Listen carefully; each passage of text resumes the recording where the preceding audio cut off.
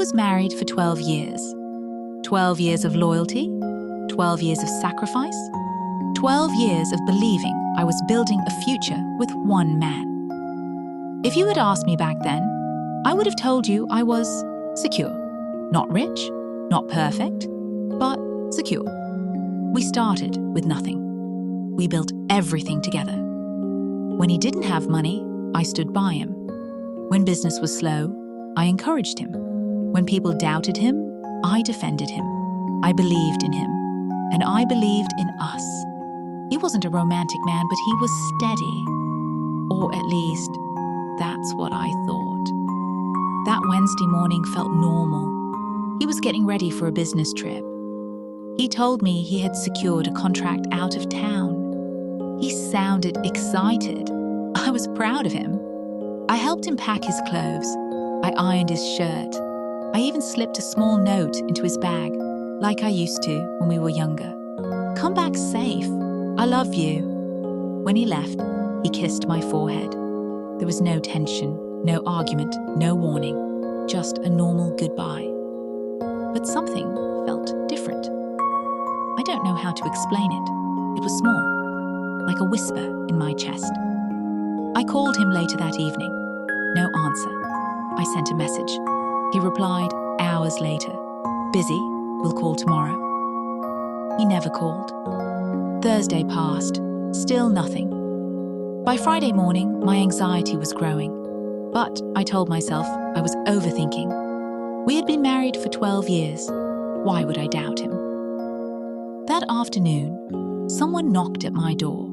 It wasn't him, it was his parents, and they were not alone.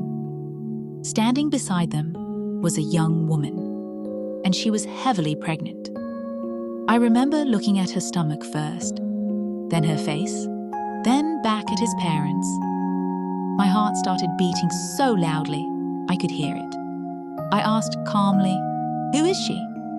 There was no hesitation, no softness, no shame. His mother looked me in the eyes and said, "She is your husband's second wife." And just like that, my world split open. I laughed, not because it was funny, but because my brain refused to accept it.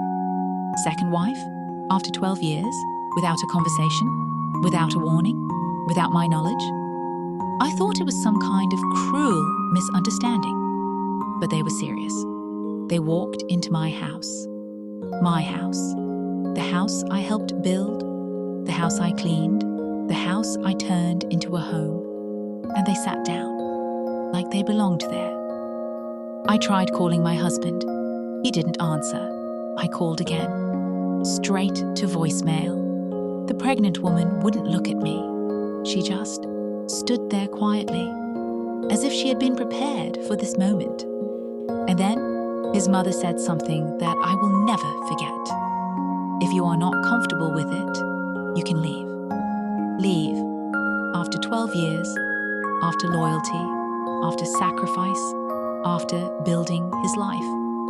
I stood there in silence because I realized something terrifying. This wasn't new to them. This had been planned, and I was the only one who didn't know. And that's when I understood. My marriage may have been a lie, but I still didn't know the worst was coming. 2 days later, my husband would be dead, and I would be left alone with a stranger carrying his child. But that's a story for part 2.